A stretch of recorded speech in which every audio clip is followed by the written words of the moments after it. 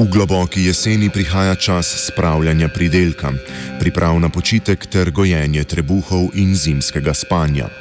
Za tovrstna opravila človeštvo že veke uporablja različna orodja in pripomočke. Za ohranjanje zdrave pameti v teh prazničnih dneh na Radiu Študent uporabljamo grable.